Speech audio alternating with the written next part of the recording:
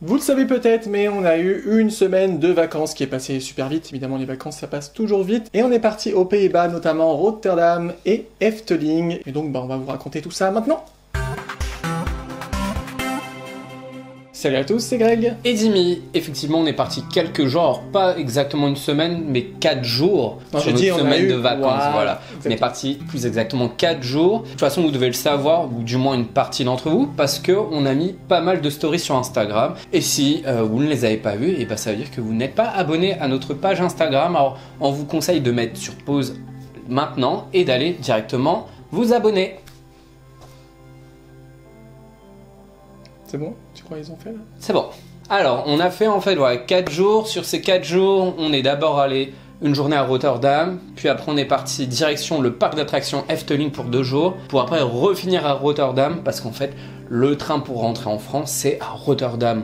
On a fait le choix de pas du tout passer ses vacances en mode vlog parce qu'on voulait vraiment profiter un maximum de la ville, du parc. Par contre, on a fait des prises de vue et on va vous les montrer en fait au fur et à mesure de la vidéo pour illustrer. Bon, déjà, première chose, on est parti tôt quand même parce qu'il faut prendre le train à Gare du Nord pour aller dans les pays nordiques en général. Et il faut compter à peu près 2h30 de train Thalys depuis Gare du Nord pour rejoindre Rotterdam. Sachant qu'après, si on avait voulu, on aurait pu aussi aller à Amsterdam parce que c'était l'arrêt d'après. On a fait le choix de Rotterdam parce que c'est une ville plus moderne. Tellement moderne de par son architecture que du coup, direct arrivé à la gare, enfin on en prend déjà plein la vue, c'est une gare vraiment très moderne quoi. On dirait une pointe comme ça magnifique, avec des grands espaces. Ouais, c'est super joli avec une énorme place devant, limite moi ça me donnait le vertige de regarder la gare tellement qu'elle était immense vue de l'extérieur. Mais voilà, dès que vous sortez en fait de la gare, vous voyez, il n'y a que des buildings quasiment, vraiment des big bâtiments, tout est moderne, on voit que la place elle est moderne, que les espaces où il y a un peu d'herbe, le béton et tout, on voit que tout est assez récent et vraiment, on va le dire plein de fois, mais c'est très moderne. Pendant la guerre, en fait, la ville a énormément souffert. Par la suite, ils ont dû en fait tout reconstruire et ce qui fait, vous retrouvez quasiment que des choses assez modernes. Alors, du coup, on a profité quand on est sorti de la gare pour faire une petite balade un petit peu en repérage et pareil, les choses qui revenaient tout le temps quand on discutait entre nous, c'était c'est calme et c'est propre. En plus de moderne. Oui. Alors peut-être que c'était aussi, comme on est parti en période Covid et compagnie, il y a peut-être moins de gens dehors, on sait pas trop, mais ce qu'on a remarqué c'est qu'il n'y a pas beaucoup de voitures en fait. Il y a plus limite de vélos et de gens à pied. Je trouve que ça faisait un petit peu peur au niveau des vélos quand on voulait rien que traverser au passage piéton. Et quand il y avait des passages piétons, parce que souvent il n'y en avait pas. Des fois il n'y en a pas. C'est un peu bizarre. Bref, du coup on s'est baladé un petit peu, donc on a constaté tout ça, on a regardé un petit peu ce qu'il y avait dans les environs en termes de restos, de magasins, et puis très rapidement on s'est dirigé vers quand même une attraction qui était un peu incontournable de la ville, c'est ce qu'on appelle les... j'ai pas le nom exactement, mais en gros c'est les maisons cubiques. Ouais, en français maisons cubiques. Maisons cubiques, elles sont jaunes, c'est vraiment des maisons en forme de cubes, mais cubes penchés en fait quoi. Donc quand vous voyez de l'extérieur, vous vous dites mais il y a vraiment des gens qui habitent dedans, ils font comment pour accrocher des trucs au mur, ils font comment pour pas tomber, enfin c'était assez impressionnant et super sympa en même temps. Et en fait on peut visiter l'intérieur d'un des logements, en fait il y en a un qui est spécialement pour les touristes, vous payez je crois 3 € l'entrée. Ouais. Et ça vous permet de voir comment c'est fait à l'intérieur et c'est là que c'est vraiment drôle parce que... on s'attendait pas du tout à ça. On s'attendait vraiment pas à avoir une disposition comme ça. Alors, effectivement à l'intérieur vous avez pas des murs droits parce que ça aurait pu être de l'extérieur et de l'intérieur mettre des murs droits, mais non, à l'intérieur vous avez vraiment cette forme cubique penchée. Et du coup ça fait très grand en fait, il y a de grands espaces, c'est super bien adapté. Alors est-ce que toutes les maisons sont faites comme ça, on sait pas, mais en tout cas celle qu'on a visitée était comme ça. Dans ce type là. Et même tout en haut il y a un petit... comme une genre de... ça fait comme un petit grenier j'ai envie de dire, mais super éclairé parce que c'est que des vitres autour. C'est plutôt sympa. Bon après, certains endroits on peut pas trop rester debout parce que c'est pentu. C'est trop pentu. Les maisons en fait il y a 3 étages en général dedans, avec des escaliers très pentus. Ouais. Alors ça c'est un truc vraiment typique aux Pays-Bas j'ai l'impression. Et oui en fait le fait que ce soit sur 3 étages, c'est peut-être ça qui donnait quand même l'impression qu'il y avait quand même plus de place qu'on le pensait vu de l'extérieur. Ce qui est sympa en fait, c'est que dans tout ce quartier, vous avez les maisons cubiques, vous avez le port qui est pas très loin, vous avez énormément de choses en fait qui sont réunies dans une zone et en fait vous avez le Markt Hall. Oui, Markt Hall, on sait pas trop comment ça se dit. En fait, c'est aussi des logements.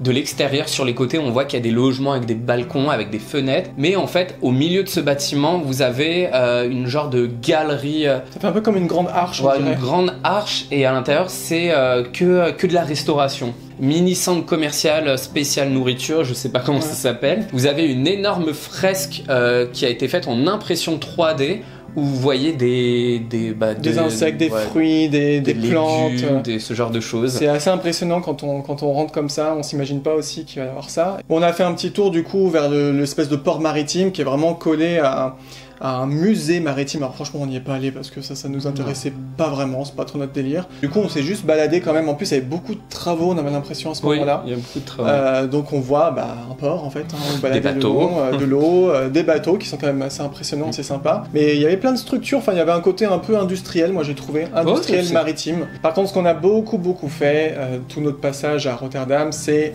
voir les street art. C'est une ville qui est assez réputée pour ça. De ce que j'ai lu, si j'ai bien compris, tous les ans, vous avez, alors je sais pas si c'est une association ou une entreprise qui fait ça, mais tous les ans, il y a des artistes locaux qui viennent en fait taguer certains murs. Alors la ville donne son accord, c'est vraiment fait avec la ville. Tous les ans, je crois, il y a un ou plusieurs street art qui sont faits sur différentes façades. Moi, je pensais qu'on en verrait beaucoup plus facilement. Rien qu'en se baladant, on dit il y en a là. En fait, non. C'est pas forcément là où vous avez tous les magasins, tout le côté hyper touristique. Non, mais du coup ce qu'on a fait c'est qu'on avait prévu le coup, on avait pris une application sur smartphone où en fait ils vous mettent les petits parcours et vous suivez, alors plus ou moins, vous pouvez visualiser un petit peu avant ce que vous voulez voir, et nous on avait sélectionné quelques-uns, on les a pas forcément fait en entier parce que certains ça va prendre même 1h30 des fois pour le faire, et moi j'ai vraiment eu un gros coup de cœur pour je pense que je l'ai pris 500 fois en photo le truc, mais voilà, avec un grand arc-en-ciel, avec une espèce de lutin qui volait des pièces d'or, enfin j'ai vraiment trop bizarre, un ovni et tout, enfin. Moi j'ai bien aimé celui avec les genres d'animaux, avec la tête de loup, et il y avait magnifique aussi, qui était très beau au niveau des teintes rose-violet, et en plus il y avait une petite sculpture d'un genre de loup aussi juste devant le street art, et je trouve ça pas mal parce que vous pouvez faire une photo en étant posé dessus, en disant genre vous le caressez ou ce que vous voulez, et après vous avez plusieurs trucs où on pouvait se poser, s'agripper dessus. Je pense au vélo, le fameux vélo où on pouvait monter dessus pour faire genre on est sur un vélo contre un mur, et il y en avait un autre où on pouvait se positionner pour faire genre comme si on était en train de porter d'autres personnes, comme si on escaladait et tout. Horrible. Bon, du coup on a eu quand même une grosse journée, en plus on était un petit peu fatigués parce qu'on n'avait pas forcément beaucoup dormi la nuit, et puis dans le train, alors moi ça va, j'arrive à peu près bien dormir, mais toi pas trop. Du coup on était un peu claqués, donc on est quand même allé à l'hôtel se reposer un petit peu. Alors l'hôtel, il n'y a rien de particulier, il était très sympa, on a eu un super bon accueil. Il faut quand même qu'on vous raconte, c'est-à-dire que le mec de l'hôtel, déjà en période Covid, nous on est arrivé avec le masque, il nous a dit non c'est pas la peine, donc c'est vrai que c'est quelque chose dont on n'a pas parlé. Les gens portaient pas le masque en général dans les rues, etc. Dans les gares, c'est recommandé, mais c'est pas obligatoire, donc du coup, on a très peu qui le portent. Par contre, dans les transports, ils essayent de vraiment respecter. C'est obligatoire. Mais du coup, pour revenir sur l'hôtel, donc le mec très sympa, très marrant, nous a bien accueillis. Alors, il faut savoir aussi que la plupart des gens parlent très bien anglais, donc ça va, parce que le néerlandais, c'est quand même particulier. Ça ressemble à la fois à de l'allemand, à de l'anglais, mais il n'y a pas vraiment de référence, donc c'est plus compliqué. À l'oreille, c'est difficile de comprendre quoi que ce soit. Et du coup, il nous a accueillis tranquille, normal, avec une bière. C'était vraiment marrant. Et puis ensuite, il nous a dit alors venez, j'ai ma roue de la fortune, venez tourner la roue de la fortune. On a dit c'est quoi ces trucs? Donc Dimi a tourné la roue, il y avait une petite roue vraiment en mode roue de la fortune, avec des cadeaux en fait dessus. Et du coup, c'est tombé sur des tulipes en bois. Alors c'est des genres de crayons à papier avec une genre de fleur tulipe au bout, mais assez moche. Mais c'était marrant, et du coup dans la roue après on a regardé quand même pour voir ce qu'il y avait. Il y avait des porte-clés, des magnettes, il y avait un petit déjeuner gratuit aussi, enfin voilà, c'était marrant. Il y avait un truc, c'était genre montrez vos pas de danse, c'était quoi ce truc? C'est marrant en fait, je trouve que c'est le petit plus qui fait que... L'accueil était super sympa.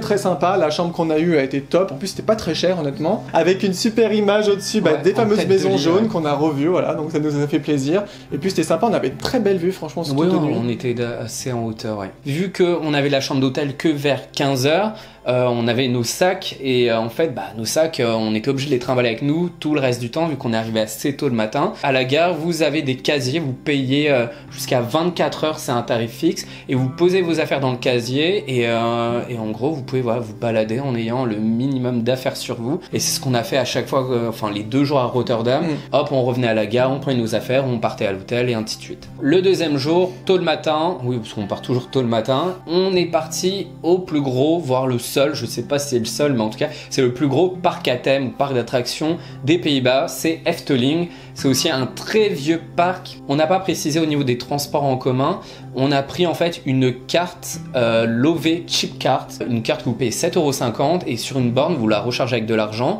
et après vous pouvez la passer dans le train, dans le métro, le tramway, le bus, enfin ce que vous voulez. Tous les transports du pays en gros. Et tous les transports des Pays-Bas peuvent fonctionner avec cette carte et c'est ça qui est stylé en fait. Et voilà, on a dû partir tôt, prendre le train à la gare de Rotterdam pour après reprendre un peu plus loin un bus pour rejoindre le parc. Voilà, il faut prendre un train et un bus. On est passé par le super tunnel magique là. Le fameux tunnel magique. On a eu un délire là-dessus. Non mais il était beau ce tunnel qui passait sous la route pour aller à l'hôtel. Il avait rien de spécial, je te jure. Il avait rien de spécial, il était beau et propre en fait, c'est pour ça. Et l'hôtel qui est vraiment plutôt joli d'extérieur, même s'il donne vue sur la nationale qui est à côté, et ça c'est pas cool, mais bon. Et on n'a pas profité de l'hôtel en arrivant parce qu'en fait on avait déjà les billets d'entrée, on ne savait pas, on avait déjà reçu les billets d'entrée chez nous par voie postale quelques semaines avant. Et en fait ils ont dit non, vous pouvez aller directement au parc, vous avez une entrée spéciale pour les hôtels, sauf qu'évidemment on avait encore une fois nos sacs à dos avec nos affaires et il fallait les ramener à l'entrée du parc pour les mettre aux consignes. Et on pensait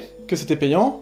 Et en fait, c'était gratuit. C'était gratuit. Pour l'hôtel en tout cas. Du coup, en parcourant en long, en large, en travers le parc comme ça pour poser nos affaires, etc., on a remarqué que c'est un très beau parc, franchement, très beaucoup boisé. De nature, beaucoup de nature. Il y a une très bonne ambiance, un joli univers. Alors, on l'a pas dit, mais c'est sur les contes et légendes, en fait, surtout contes européens. Donc il y a plein de choses qu'on connaît, même nous en tant que Français. Donc dans les premiers trucs qu'on a fait, déjà on a fait l'allée un peu principale qui donne vraiment sur le château du parc. Alors c'est pas le château style comme Disney, etc. Oui. C'est un château où il y a une attraction dedans, donc c'est quand même une grande attraction. Ça fait pas très longtemps qu'elle existe. Oui, c'est une des plus récentes qui s'appelle Symbolica et qui est vraiment un petit peu le terrain de jeu de la mascotte du parc qui s'appelle Pardouce, je sais pas comment il s'appelle. Nous on l'appelait Joker parce que c'est une genre de bouffon à chaque fois, mais voilà, on n'a pas vu en plus parce que du coup on n'a pas vu de personnage. Non, ça c'est un petit peu dommage, mais on avait vu des photos, des vidéos, les costumes sont très jolis quand même. Par contre moi je trouve que le design de son visage, le visage fait peur un peu. C'est pas vraiment c'est pas trop ça, mais c'est une espèce de bouffon du roi, magicien en même temps, et du coup c'est son attraction où on se balade dans un peu son univers. On visite en fait le château Symbolica et en fait on n'a pas le droit vraiment d'être à l'intérieur, sauf que la mascotte elle nous invite un peu à y aller, elle fait ses petits tours de magie à droite à gauche et vous êtes dans des véhicules en fait qui fonctionnent sans rail. Pour ceux qui connaissent peut-être l'attraction Ratatouille au Walt Disney Studios, c'est le même principe en fait, c'est des wagons qui se déplacent, sauf que là vous n'êtes pas devant des écrans, vous êtes vraiment devant des vrais décors. Le seul problème de cette attraction, c'est que c'est assez mou. C'est mou. Alors il y a une bonne idée, c'est qu'en fait au début, on vous dit qu'il y a 3 maisons. On a l'impression que c'est genre, 3 maisons. Voilà, j'ai dit n'importe quoi. On a l'impression que ça fait genre Harry Potter parce que vous avez 3 blasons. Il y a le voyage des trésors, des héros et de la musique. Je sais pas comment je m'en suis rappelé, mais c'est ça. Ça correspond à un wagon en fait. Voilà. Nous on l'a fait 2 fois l'attraction sur les 2 jours et du coup on a eu deux choses différentes. On s'est dit c'est cool, ça va être vraiment différent. Et en fait il y a juste vraiment un moment, une pièce qui où change. Vous allez dans une pièce différente et là c'est marquant. Par contre le reste franchement pour se rappeler si on était allé à droite à gauche. Et du coup ils nous vendent un petit peu le concept comme une attraction un peu interactive parce que sur devant notre voiture, genre de tableau de bord. On a une genre de tableau de bord, on a des écrans qui sont tactiles en fait. Et à des moments l'animation qu'il y a dessus c'est genre une porte qui s'ouvre et vous avez des boutons et en fait on appuie dessus sauf qu'en fait on ne comprenait pas ce que ça rien fait. Du tout. On se regardait, on appuyait partout sur l'un sur l'autre, on comprenait pas trop. On comprend pas ce que ça fait exactement. On a essayé mais on a pas trop compris. C'était un peu bof. Mais après l'attraction est très belle, les animatronics sont pas trop mal non plus. Juste après on est passé à l'attraction Villa Volta. À chaque fois il y avait quasiment jamais plus de 5 minutes d'attente. Je crois le plus qu'on ait fait c'était 20 minutes, c'était une fois. Symbolica. Du coup on rentre dans un endroit où on vous raconte une histoire mais c'est que en néerlandais donc comprendre rien du tout, avec des espèces d'animatroniques qui vous racontent un truc. À un moment il y a même un père Fouras là, ils en mettent partout des pères Fouras. Moi ils m'angoissaient avec leur tête. C'est juste un vieux avec une barbe. Oui le père Fouras. C'est qu'il y a des voix comme ça autour de nous, des voix off, ça raconte une histoire, ça blablate, il y a des effets de lumière, après on passe dans une deuxième pièce. De temps en temps ils mettent un peu du texte en français dans la file d'attente par exemple, donc du coup on comprend un peu l'histoire, il y a une malédiction sur une maison. Pas là, il y avait du français dans celle-ci, dans la file au début. Bref, et du coup l'attraction, je ne sais plus comment ça s'appelle exactement, expert à attraction. Je ne sais pas comment ça s'appelle, une Madhouse je crois. En gros vous êtes assis dans des sièges, mais c'est 2 lignes en gros, clac, des clac. Des rangées, merci. Des rangées de sièges face à face. Et puis bon, c'est une attraction qui est toute cylindrique, et puis vous avez vos sièges qui penchent en avant, en arrière, et en plus tout qui tourne, donc vous avez vraiment l'impression de basculer. Alors moi, ça a tellement bien marché sur moi, j'étais un peu angoissé, franchement, parce que, je sais pas, j'ai vraiment l'impression que le truc se retournait. Alors, je voyais tous les gens autour de moi, hein, franchement, ils étaient comme ça. Même les gamins, genre blasés, genre c'est quoi ce truc? Et moi, j'étais comme ça, genre mais je vais tomber, il y avait mon sac qui se balançait. En fait, ouais, les sièges, les lignes de siège bougent jusqu'à 30 degrés vers le haut ou vers le bas. Moi, j'ai l'impression que j'étais et en fait, 90 degrés. Toute la pièce pivote entièrement comme ça pour donner l'illusion qu'en fait on pivote alors que pas du tout. Moi j'ai trouvé ça super bien fait. Moi j'aime bien la musique. La musique a vraiment mis l'ambiance. Ça durait pas longtemps mais c'était vraiment assez intense, moi j'ai trouvé. Et voilà, bon c'est vraiment juste le pré-show avant là qui est en fait trop long. Le pré-show il était beaucoup plus long que l'attraction elle-même et que on s'ennuyait parce qu'on pigeait rien. Pas très loin de la Villa Volta, en fait, sur la même place. Il faut savoir qu'à Efteling, il y a beaucoup de places avec plein d'attractions de restaurants et après, c'est différents chemins qui vous emmènent sur d'autres places où il y a d'autres attractions. Il y avait en fait Dromflurt, on sait pas comment ça se dit, voilà. Dromflurt. Vol de rêve, en gros, ça veut dire en français. Vol de rêve, qui est en fait une attraction, alors la façade est très jolie. J'ai vu à quoi ressemblait de nuit, c'est encore plus joli avec plein de couleurs. Et en fait, vous allez dans l'univers des rêves et des fées, des trolls du marais. Et à bord de wagons, de véhicules qui font un peu penser, alors pareil, je vais toujours donner des comparaisons, mais qui font un peu penser à l'attraction Peter Pan à Disneyland. Et en fait, à bord de ces petits véhicules, sur un rail en fait qui est au-dessus de vous, vous vous baladez dans des magnifiques décors sur l'univers des fées où on se retrouve un peu dans l'espace avec des genres de planètes, avec des genres de châteaux. Visiter des genres de rêves. Voilà, en fait, des genres de rêves. C'est un petit peu creepy quand même, je dirais, parce que l'attraction est quand même assez ancienne et pareil, c'est un peu comme la mascotte. Le style, le chara-design, les personnages font un peu peur, les fées et tout, ils ont des têtes qui font un petit peu peur et les animatroniques sont quand même assez lambda. Toute l'attraction est assez calme, à part la fin. Oui. Moi qui ai un petit peu le vertige, sur la fin, ça finit où en fait, vous faites que de tourner. Cylindrique, on est tout en haut et les rails font que de tourner en descendant et on voit qu'on était genre peut-être à 7-8 mètres de haut facile et que ça tourne beaucoup plus rapidement pour se retrouver tout en bas. J'ai trouvé quand même l'idée pas mal. Et ça rajoute un tout petit peu de sensation dans l'attraction. C'est peut-être, tu vois, le moment où tu te réveilles d'un rêve, en fait, qui est représenté. Ah, c'est possible. C'est possible. Arrive le moment où on fait l'attraction qui est, disons-le très clairement, le Small World d'Efteling. C'est carrément ça. C'est un copier-coller, clairement, le thème. Carnaval, festival, bon, on visite les pays, alors surtout européens, mais pas que, en fait, non. Il y a l'Afrique, l'Asie, même le Groenland, enfin des trucs arctiques, là. Vous avez aussi une musique qui reste bien en tête. Vous avez les petites marionnettes, les petites poupées, sauf que, bon, ils ont quand même un style vraiment particulier. En généralité, c'est très humoristique. C'est un peu plus cocasse à certains moments. Oui. Enfin, moi je trouve il y a un style, je trouve qu'il y a un certain charme. Oui, en fait. Ils ont créé un style qui passe très bien, un style graphique assez mignon, cartoon, avec ces personnages vraiment en forme de clown. Moi, ce que j'aimais pas trop, c'est le style des personnages. On a l'impression que c'était fait en papier mâché, ce qui fait on voyait les défauts de peinture partout, ça avait des petites croûtes et tout. C'est particulier. Et puis après, pour comparer, c'est sûr, c'est pas aussi fin et c'est pas aussi travaillé. Mais franchement, c'est pas trop mal. Puis vous finissez par un endroit où il y a tous les pays réunis avec une espèce de grosse statue avec 3 ou 4 têtes là, qui peut faire un peu flipper, mais qui est pas mal. Vous tournez autour et puis ensuite vous sortez. Et je trouve que voilà, c'est un peu, c'est carrément un copier-coller, mais ça se tient, c'est suffisamment différent pour pouvoir l'apprécier. Voilà, ça change un petit peu en fait. Et c'est l'attraction des caricatures, faut vraiment le dire, parce que la France aussi, c'était le Moulin Rouge avec le French Cancan, avec le béret, la baguette. Après la Belgique, c'était les frites et tout. Enfin, voilà, et l'Allemagne, c'était les shops de bière. Non mais...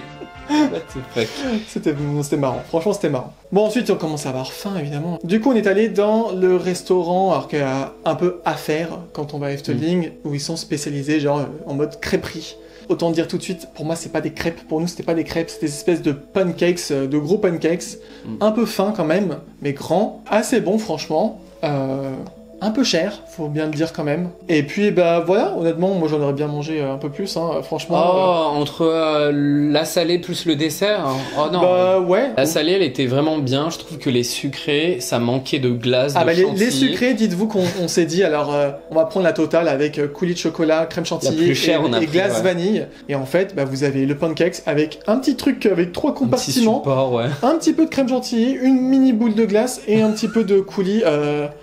Et c'était vraiment la plus chère, elle devait être genre 3-4 euros plus chère que les autres. Franchement, c'était un peu abusé. En plus. C'était un petit peu abusé, je trouvais. Après avoir mangé, et puis un petit peu aussi se reposer, parce que faire des manèges avec l'estomac trop plein, c'est pas forcément très bon non plus. On est allé faire en fait la nouveauté de 2020, qui est l'attraction Max & Moritz, qui est je crois que ça s'appelle un Kindy Coaster, un truc du genre. Okay. En fait, c'est les genres de montagnes russes pour enfants qui fonctionnent sur un rail électrique. Le train avance grâce à l'électricité et pas grâce à la vitesse des descentes. Et en fait, vous avez 2 parcours, celui de Max et Moritz, qui sont en fait 2 petits garçons garnements qui font que des bêtises et ils font tourner en bourrique leur maman. Et en fait, c'est basé sur des livres pour enfants qui sont très connus aux Pays-Bas. L'attraction est très très bien thématisée. La file d'attente, on voit plein de bêtises qu'ils ont fait, telles que l'orgue coussin péteur. Moi, si vous le savez, hein, je suis pas du tout sensation forte, mais vraiment pas. Donc j'avais un peu peur d'avoir peur justement. Et en fait, je pense que c'est l'attraction que j'ai préférée limite. J'ai trouvé ça mais juste parfait pour moi. Et vous choisissez le parcours à un moment que vous voulez, et bon, ils sont sensiblement identiques, c'est juste que des fois vous allez croiser les autres. Voilà. C'est comme si c'était des garnements en fait qui jouaient dans le jardin, qui faisaient des bêtises, qui courent partout. Et je trouve que le concept est pas mal et ça fonctionne vraiment bien.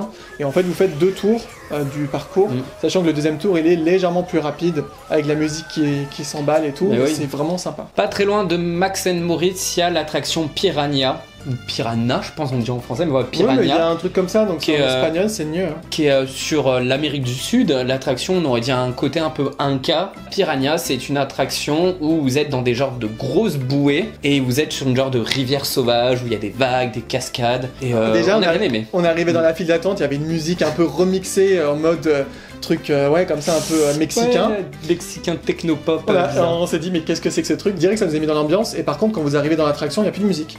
Donc ils auraient peut-être dû mettre des enceintes à des endroits du parcours parce qu'en fait ça fait plat. Alors vous avez des moments quand même qui sont bien secouants, vous avez des cascades, vous prenez un peu d'eau. Mais donc voilà, franchement c'est sympa, enfin c'est le truc qui marche toujours. Juste le petit bémol sur la musique qui devrait accompagner le parcours. Ça et je pense que l'attraction, et ça c'est vraiment en général le parc, manquait un bon coup de peinture. Ouais. Alors après une autre attraction coup de cœur, pour moi en tout cas, je pense pour toi aussi. De loin comme ça fait vraiment style mille et une nuits. Oriental et voilà, tout. Vraiment très très sympa. Peut-être un petit peu vide à certains endroits, mais c'était vraiment très cool là-bas. Enfin, c'est juste une petite zone en fait. Une petite zone où vous avez vraiment que cette attraction qui s'appelle Fata Morgana. Alors eux ils disent Morgana ou je sais pas comment ils disent. Fata Morgana. Nous on dit Fata Morgana. Hein, voilà. Ou présenté par Dimi comme étant le Pirate des Caraïbes des Mille et Une Nuits d'Efteling. Donc direct, je dis, moi je veux le faire. J'adore Pirates des Caraïbes, je veux le faire. Mais comme j'ai dit, en fait, c'est Pirates des Caraïbes et Pays des Contes de Fées parce qu'en fait, les bateaux sont tirés par une genre de câble dans l'eau. Ah oui, tu m'as comme le Pays des Contes de Fées. C'est ça, et en fait, tu m'as dit, c'est Pirates des Caraïbes, mais Mille et Une Nuits et sans chute. Ouais, c'est un mélange. Et en fait, vous parcourez, donc du coup, alors, une histoire, franchement, on comprend rien. Il y a un sorcier qui vous ouvre une porte, dans des roches, dans de la roche. D'un endroit, ça fait vraiment Pirates des Caraïbes, avec des gens comme ça, limite. Des mendiants, dans des prisons, etc. Enfin, vraiment des trucs. Chiens, des chameaux, un âne. La musique, pareil, encore une fois, qui est vraiment sympa. Et puis, une partie qui est assez impressionnante, moi j'ai trouvé, avec une espèce de harem, carrément, c'est ça. Ah oui, c'était ça. Avec des danseuses, alors des danseuses un petit peu quand même robotisées, mais c'était sympa. Et puis, une espèce d'endroit, comme si on était dans un temple maudit, moi je trouve, avec des effets de lumière dans l'eau qui fait comme si c'était de l'eau bouillonnante. Limite en fait à cet endroit-là ce serait parfait parce qu'il y a une grande porte pour avoir une chute juste après, mais en fait on s'est dit qu'est-ce qu'il va avoir, il va se passer un truc de fou. Non, il y avait rien du tout. Mais c'est quand même une attraction vraiment sympa, qui est très belle, qu'on a beaucoup aimé, qu'on a fait plusieurs fois évidemment. Après toutes ces attractions qui étaient un peu positionnées au même endroit, juste à côté il y avait le land des attractions à sensations fortes où vous aviez le hollandais volant, je crois que ça s'appelle, le Python, Joris and Drake et Baron 1889. Non, 1880. 1898, je crois. Ouais, c'est ça, dans la montagne russe avec une grosse chute à la verticale où en fait les sièges s'arrêtent juste en haut avant de chuter. Enfin, c'était les 4 grosses attractions qu'on n'a pas forcément fait parce que Grégo ne supporte pas les sensations fortes. Et moi, celles que j'aurais pu faire, je ne voulais pas les faire tout seul. Alors on ne les a pas fait tout court. Ensuite, on a fait l'attraction qui s'appelle Monsieur Cannibal. C'est vraiment le nom officiel, hein, ça s'appelle vraiment comme ça en français. Et en fait, ce sont des tasses. Voilà. Et nous, les tasses, c'est une attraction qu'on adore. Il faut absolument qu'on le fasse, qu'on teste les tasses d'Efteling. Même si ce ne sont pas vraiment des tasses, ce sont des chaudrons parce qu'on est vraiment Monsieur Cannibal. Hein. Ça raconte un cannibale. Donc on est dans des chaudrons. Donc, potentiellement, c'est nous qui va bouffer. Donc voilà. Il y a une musique française d'ailleurs que personnellement on connaissait pas, mais qui tourne en boucle. Ouais, une chanson qui a au moins une 50aine d'années de ce que j'ai vu. Elle tourne en boucle, tout comme les chaudrons. Et en fait, on a été quand même assez surpris parce que quand on est monté dedans, c'est comme les tasses en fait à Disney, les tasses d'Alice. On a le petit volant au centre, donc on commence à vouloir tourner. On n'arrivait pas.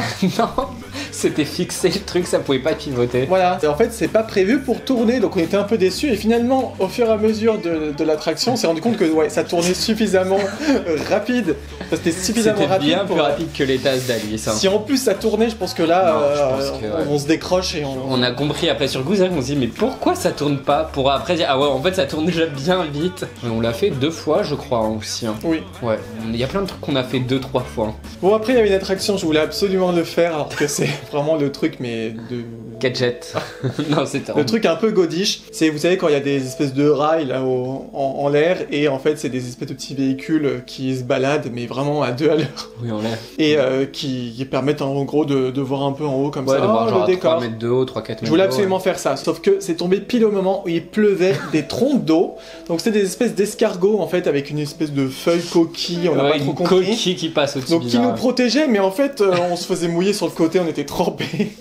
Alors il fallait se coller sur le milieu. C'est ça, et encore la pluie. Et du coup c'était pas hyper intéressant parce que qu'en fait la partie du parc qui est survolée par ce truc là, il y a pas grand chose. Oui, c'est une zone avec des genres d'aires de jeu pour les enfants avec quelques petits personnages à voir, mais c'est vrai qu'on avait dit la même chose au Bois des Contes, ça aurait été plus stylé. Bon, on vous parlait des Bois des Contes il y a 2 secondes, hein, on va y arriver. Alors le Bois des Contes, c'est l'attraction parcours scénique, je sais pas comment appeler ça. C'est une énorme partie du parc, parce qu'il faut le dire, c'est quand même très grand, où c'est complètement boisé, vous êtes limite dans une forêt, et vous avez un chemin de briques rouges, et en prenant ce petit chemin, vous allez passer devant plein de petites scénettes de contes européens. Et en fait, voilà, vous avez soit des petites maisons avec des vitres, et on voit à l'intérieur, et vous avez des animatronics ou plutôt des automates qui font 2-3 pauvres gestes. Ma foi, c'est plutôt sympa dans l'idée, mais ça fait vieillot parce que... parce que c'est vieux. Voilà, les automates sont un peu vieillottes, même si je pense que ça a été amélioré avec le temps. Sachant que vous avez certaines scènes où il faut activer un élément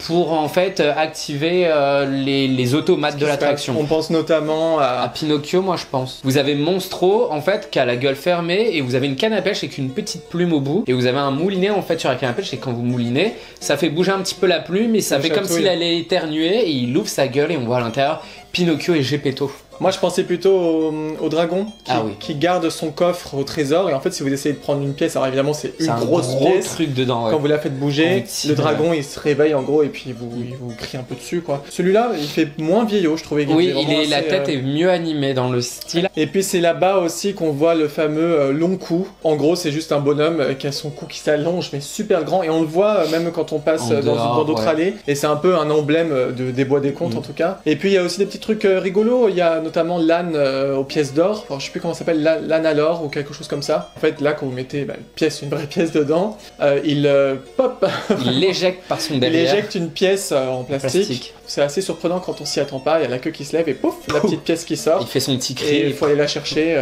par terre à 3 mètres plus loin. Donc c'est plutôt rigolo. Il y a des bonnes idées. Il y a des bonnes idées, après il y a des endroits qui sont un petit peu plus vides. Et ce qui est bizarre, c'est que vous avez de très jolis bâtiments des fois, genre ça fait vraiment un peu des petits châteaux et tout. Sauf qu'en fait, vous pouvez juste regarder par les fenêtres et c'est moins intéressant. Oui, il y en a un peu rentré aussi à l'intérieur. Voilà, l'ambiance en général est quand même sympathique. Alors une des choses qu'on a fait après le Bois des Contes, enfin plus ou moins après, on sait plus exactement, c'est le spectacle, l'un des seuls rares spectacles du parc, et encore plus pendant le Covid, qui est Raveline, qui est en fait un spectacle qui a été co-créé avec le Puy du Fou.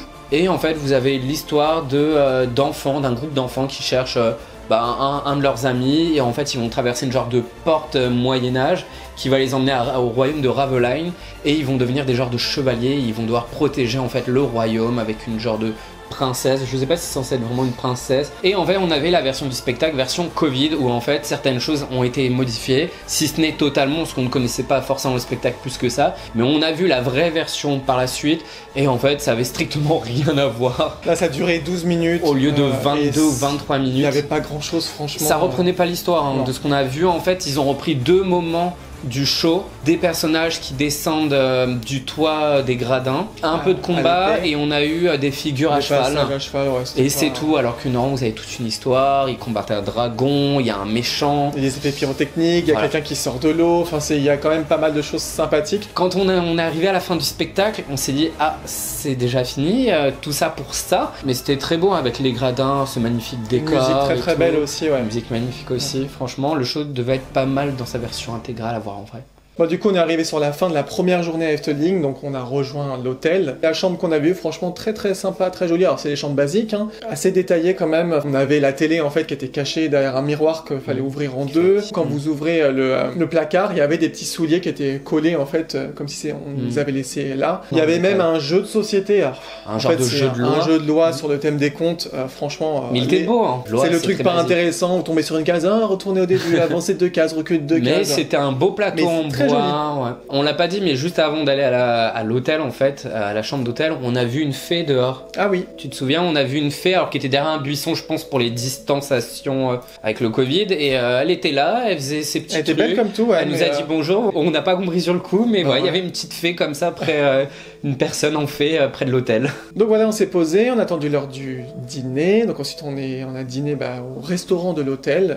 Et si vous avez vu aussi nos stories, vous avez dû voir surtout le dessert qui ressemblait à un arbre en fait, avec des feuilles, enfin ce qui est censé être les feuilles, c'était de la barbe à papa vert. Voilà, c'était mignon. C'était un bon repas, après bon, comme dans les hôtels, enfin voilà, c'est assez cher. Évidemment, on arrive au 3e jour, et première chose, avant d'aller dans le parc, parce que quand vous prenez un séjour, vous avez le petit déjeuner compris, on est allé au petit déjeuner qui est dans la même salle que pour le restaurant. Et là, alors je ne sais pas si c'est comme ça toute l'année ou si c'est pour le Covid, vous aviez en fait, ils vous emmenaient une table, et sur la table vous aviez déjà un plateau en bois avec dessus plein de nourriture. Une tonne. Alors sachant que vous soyez 2 ou 4 à une table, c'était la même quantité, ce qui fait à 2 on avait beaucoup. Très beau à voir. C'était magnifique, ça donnait trop envie, c'était trop bon. Alors moi pourtant je mange pas le matin normalement, alors là... Ah non mais là il fallait manger. Ah là c'était hors de question. Il y avait des fruits, donuts, des viennoiseries, on avait je crois du blanc de poulet, ou du jambon, du pain d'épices. Ouais. On a bien mangé. On a bien mangé, on a mangé pas mal, hein.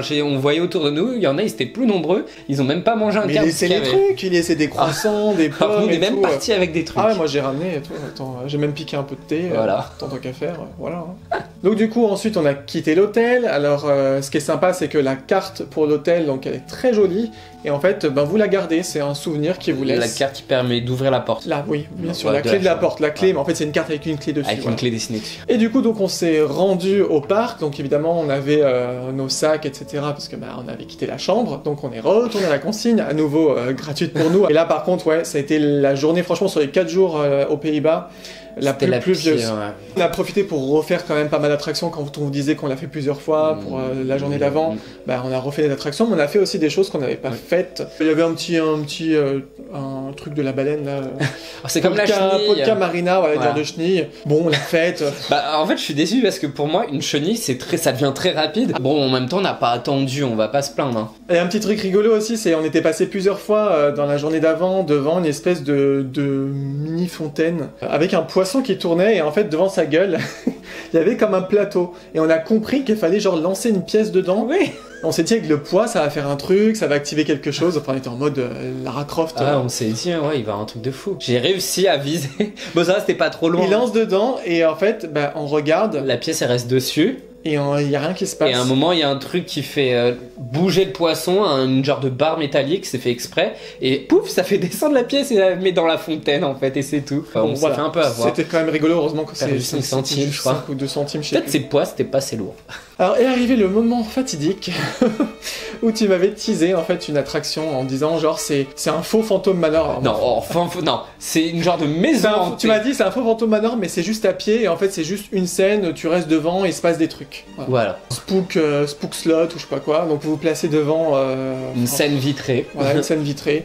Et là, vous avez une musique classique qui est très très bien. Au fur et à mesure, c'est censé s'animer de plus en plus. Ouais. Franchement, moi, j'ai vu une pierre tombale qui se balançait comme ça. En fait, une barrière, et il y avait aussi un violon qui volait. Voilà. En et effet, un truc qui tournait, une personne qui tournait. En fait, on était mal placés parce que vu qu'on était les premiers dans la file, on s'y retrouvait tout à droite parce qu'avec le Covid, on avait des espaces pour se poser devant la scène. On voyait pas tout, mais en gros, ils peuvent faire au fur et à mesure que la musique avance, il y a des automates qui bougent, il y a des tombes qui bougent, mais c'est une vieille attraction. C'est nul à chier. Franchement, moi je voyais que la pierre tombale qui faisait coucou comme ça. Mais il n'y avait pas que ça, moi je te le dis. Il y avait au moins une douzaine de choses qui s'animaient dans la scène. J'ai l'impression que ça a duré une demi-heure. Mais c'est qu'en fait, ils s'animent, mais ils font la même chose en boucle pendant 7 minutes, avec des choses qui se rajoutent. Atroce. Mais c'est une vieille attraction et au moins on l'a fait. Bon, juste petit détail, c'est qu'à un moment donné, oui, il a bien fallu que j'aille aux toilettes. Et du coup, je sais plus lesquelles c'était, je sais pas s'il y a dans tous, je crois pas, parce que dans l'autre, il n'y avait pas. C'est celle qui était près de Symbolica. Il y avait les toilettes. Qui était un peu cachée. Vous voyez les toilettes, ça fait un peu comme les toilettes à Disney. Et en fait, il y avait une porte qui était différente, avec une genre de petit ornement un peu genre doré. Faut que je vois ce qu'il y a dedans. Quand j'ai ouvert, en fait, la cuvette des toilettes et le truc qui est du PQ, là. C'était genre doré. En gros, genre les toilettes dorées. J'ai dit, je vais dans celle-là. Obligé. J'ai vérifié, les autres étaient pas comme ça. Donc il doit y en avoir un chez les garçons, un chez les filles. Et il y en avait chez les filles aussi. Genre peut-être les toilettes du roi et de la reine, je sais pas. Je pense que ça, vu que c'est à côté de Symbolica. Franchement, j'ai trouvé ça vraiment cool comme détail. Et je suis content, je suis allé sur les toilettes dorées. Voilà. J'étais content. Sur le trône, t'es vraiment sur le trône. C'est ça. Bon, dans une des grandes places, il y avait le mini musée d'Efteling. Et quand vous rentrez, en fait, vous avez un petit peu l'histoire d'Efteling, de ce que c'était avant, ce que c'est devenu. Et il y avait un endroit aussi où vous avez carrément des visages, des animatronics, des attractions, où les personnages et tout en statue. Ça faisait un peu peur, de voir les trucs un peu désossés. C'était sympa, mais vous passez rapidement, vous restez pas... Ça dure 10 minutes. En sortant du musée, il y avait un truc qui nous a un peu attiré, où il fallait mettre une pièce. Et là, il se passait un truc, on ne sait pas quoi, il y avait un genre de distributeur en dessous. Et quand on a mis une petite pièce, il y a une petite scénette devant avec un genre de petit forgeron. Et après, boum, il y a une boule dorée qui sort. Et verdict, qu'est-ce qu'il y avait dans la petite boule dorée? C'était un petit pins. Un petit pins d'Efteling avec sûrement un des contes. Et moi, je me suis dit, vu qu'il y a plein de pins au mini-musée, je me suis dit, peut-être qu'il va en avoir d'autres différents ou dans le parc, il y a d'autres endroits pour en avoir. J'ai remis une pièce, c'était le même pins. Voilà. Bon, pareil, pendant la première journée et puis pendant la deuxième journée aussi, on voyait tout le temps passer le fameux train comme il y a dans beaucoup de parcs. Moi, franchement, ça me donnait trop envie. Bon, c'est un train, ok. On s'ennuie un petit peu parce qu'en fait, il passe pas par des endroits vraiment sympas, pas par des endroits stratégiques. On l'a fait, voilà, mais... S'il y a du monde, c'est vraiment pas à faire. Surtout que le temps que le train arrive, on avait attendu au moins 10-15 minutes. C'est vrai, déjà, donc ça vaut vraiment pas le coup. Il y a une attraction qu'on a fait à un moment, mais on ne se souvient plus du tout, c'était le premier ou le deuxième jour, que tu ne voulais pas faire parce que c'était un peu à sensation forte. Vogel Rock, je crois que ça s'appelle exactement. En fait, vous avez un oiseau, un genre de... Un aigle, je pense. Un aigle ou un faucon, je sais pas ce que... Ou qui a l'entrée, en fait, qui est en énorme comme ça, qui est vraiment l'entrée de l'attraction. Et en fait, c'est une attraction, c'était un montagne russe qui est complètement dans le noir, avec une musique à bord, sauf que c'est tellement dans le noir, mais vraiment dans le noir, qu'on a à peine vu des éléments. On a vu qu'à la fin. Et t'as osé le faire quand même au final. En fait, à Disney, par exemple, j'ai déjà fait Space Mountain, mais je suis pas non plus à l'aise dedans. Même le BTM, donc le train de la mine, quoi, je suis pas du tout à l'aise dans tous les passages qui sont vraiment dans le noir. Là, en fait, c'était... c'était vraiment dans le noir. C'était quasiment que dans le noir. Donc moi, en fait, j'étais comme ça, en mode... je comprenais même pas ce qui se passait, si on était à l'envers à l'endroit, alors qu'en fait, ça tournait juste. Il y a pas de looping, il y avait rien.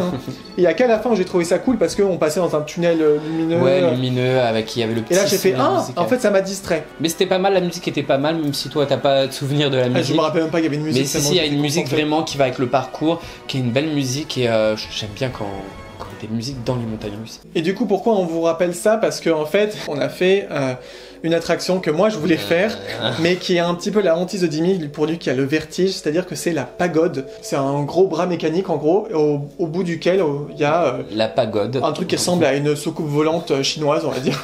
Ou une couronne, en fait ça ressemble un peu à une couronne de loin.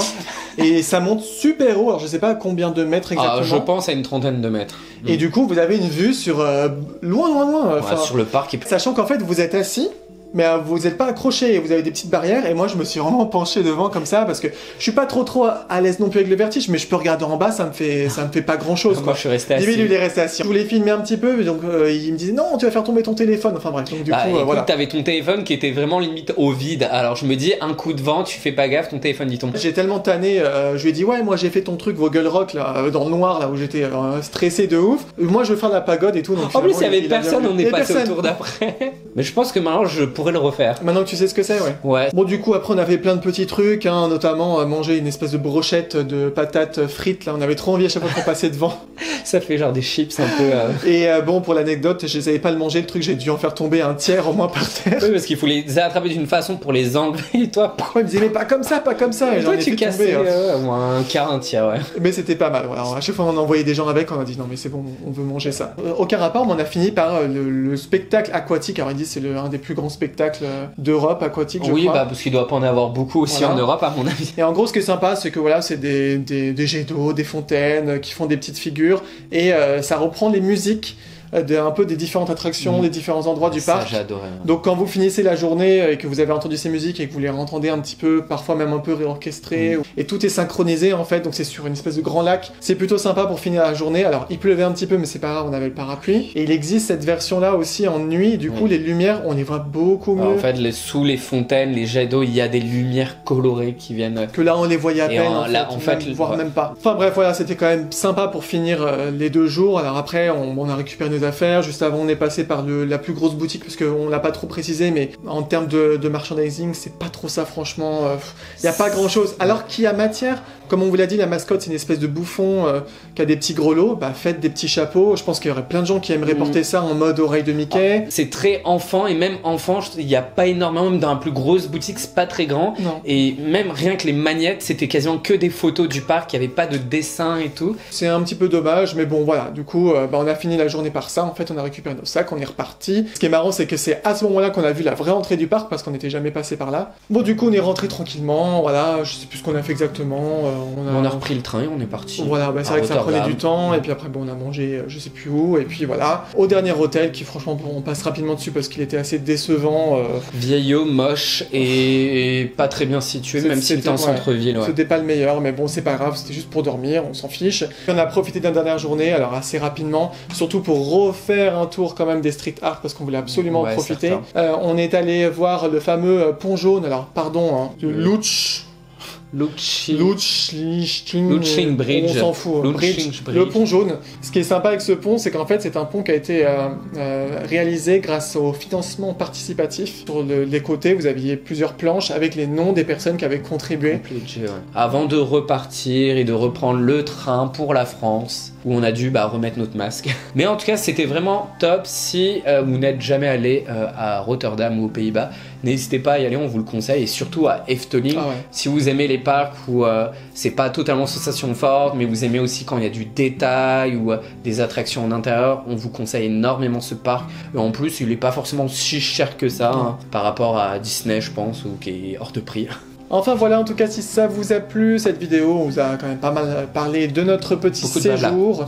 Ah oui, on a beaucoup de choses à dire, hein, et encore on aurait pu en dire beaucoup plus. Et ben voilà, si ça vous a plu, pensez bien à faire la petite danse des pouces, mettez-nous en commentaire ce que vous voulez, si vous avez des questions, si vous avez des remarques, des choses que vous avez trouvées sympas, moins sympas, rigolotes, pas rigolotes, choucroute, patates, raclette. Surtout, n'hésitez pas aussi à nous suivre sur Instagram, et on n'oublie pas aussi, même ici, de s'abonner si ce n'est pas déjà fait. Et on se dit à très bientôt comme d'habitude pour une prochaine vidéo. Bye bye. Ciao.